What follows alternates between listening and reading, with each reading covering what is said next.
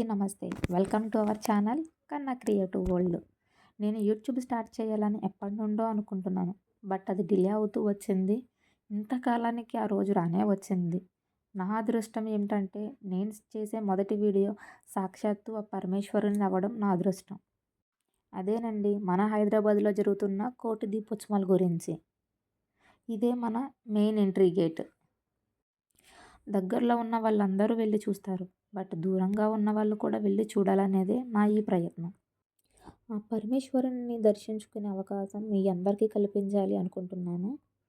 ఇక్కడ జరిగే విషయాలన్నీ మీతో షేర్ చేసుకోవాలి అనుకుంటున్నాను. మేమైతే లోపలికి వచ్చేసాం. ఇక్కడ చాలా క్రౌడ్ ఉంటుందని అయితే ఎక్స్పెక్ట్ చేశాను నేను. బట్ మరీ ఇంత ఎక్కువ క్రౌడ్ ఉంటుందని అయితే ఎక్స్పెక్ట్ చేయలేదు.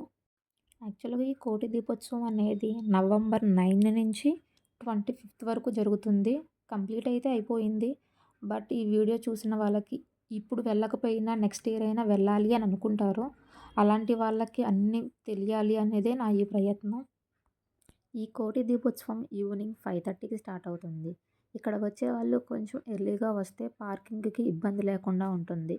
ఎందుకంటే ఇంతమంది క్రౌడ్ ఉన్నప్పుడు పార్కింగ్ ఎలాగో ఇబ్బంది అవుతుందని మనందరికీ తెలిసిందే కదా. ఇక్కడికి వచ్చే హడావిడిలో పడి చాలామంది పూజ సామాను మర్చిపోతూ ఉంటారు. అయ్యో మర్చిపోయాము అని బాధపడాల్సిన అవసరం అయితే లేదు. మనకు పూజ సామాను అన్నీ కూడా ఇక్కడ అవైలబుల్గానే ఉన్నాయి. పిల్లలకి కావాల్సిన స్నాక్స్ ఐటమ్స్ కూడా ఉన్నాయి. స్వీట్ కార్న్, ఐస్ క్రీమ్స్ ఇంకా చాలా ఉన్నాయి. అండ్ ఇంకో విషయం ఏంటంటే దగ్గరనే మనకి హోమ్ ఫుడ్స్ కూడా అవైలబుల్గా ఉన్నాయి. మేము ఇక్కడికి రావడం విఐపి పాసుల మీద వచ్చాము. బట్ మేము వచ్చేటప్పటికి చాలా లేట్ అయింది. దానివల్ల క్రౌడ్ కూడా ఎక్కువగా ఉండడం వల్ల మేము నార్మల్గానే వెళ్ళాం. విఐపి పాసుల మీద రావాలనుకున్న వాళ్ళు అట్లీస్ట్ 3 అలా స్టార్ట్ అయ్యి వస్తే మనం ముందుగా వెళ్ళి దగ్గర నుండి చూడే అవకాశం దొరుకుతుంది. మేము లేట్గా రావడం వల్ల వెనకాల కూర్చున్నాం. బట్ ఓకే, దర్శనం అయితే బాగానే జరిగింది.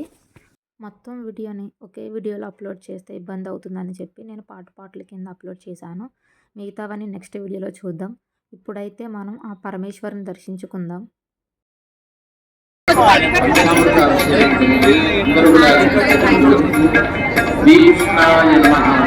వాసుదేవాయ పవిత్రమైన వెన్న నవనీతములందరికీ దర్శనం ఇస్తుంది. ఆ దుష్టుడికి సమర్పించబోయే వెన్న అందరూ కళ్ళగట్టుకోండి.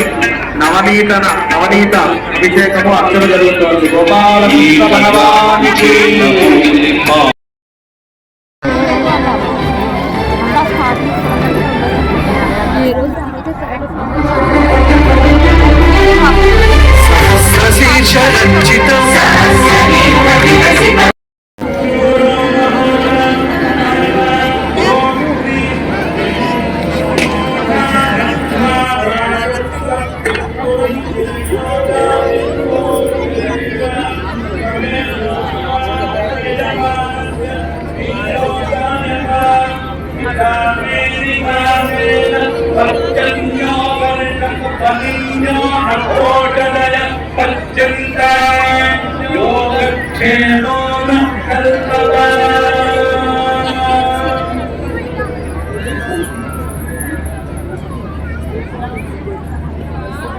భగవానుడికి దివ్యంగా భవ్యంగా ఎంతో ప్రీతియైన నవనీత అక్షర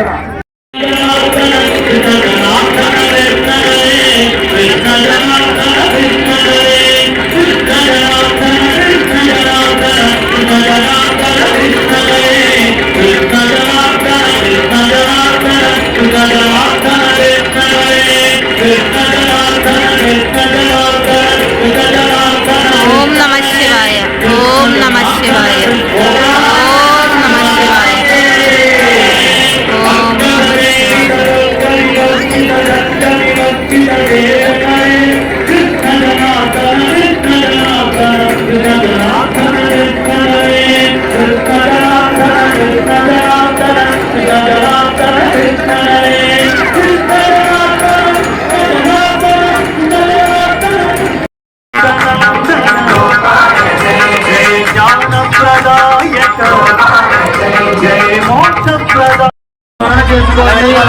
మీ ఇంటి పేరు వంశం పేరును స్మరణ చేసుకోండి. వివాహమైనటువంటి వాళ్ళు భర్త పేరుని శ్రీమాత్రే నమః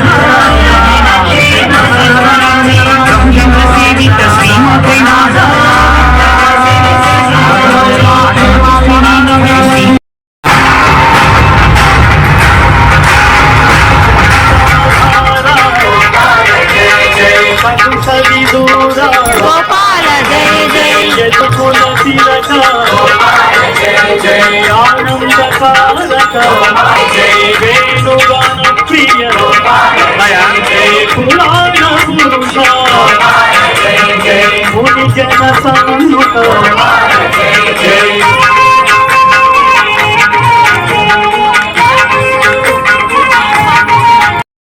ఏ కాలమున ధర్మమునకు హాని కలుగునో అధర్మము వృద్ధి నందునో ఆయా సమయముల యందు దుష్ట శిక్షణ శిష్ట రక్షణ ధర్మ సంరక్షణముల కొరకు ప్రతి యుగమున అవతారము దాల్చుతున్నాను.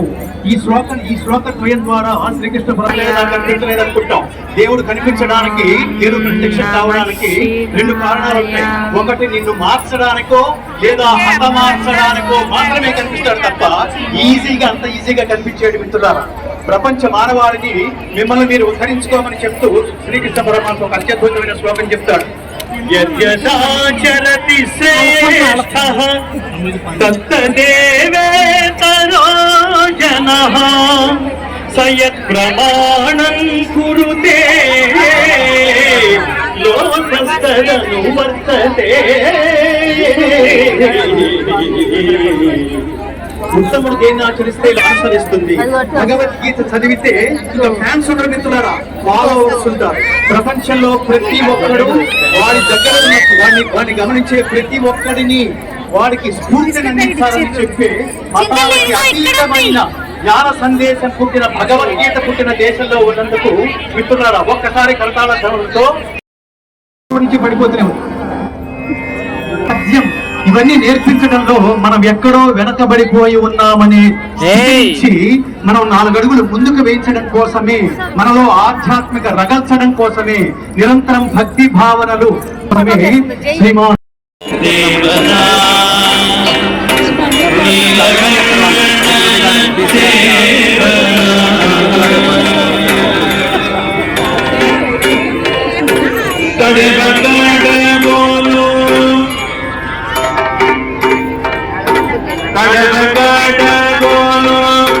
నేను సహితని నేను సహి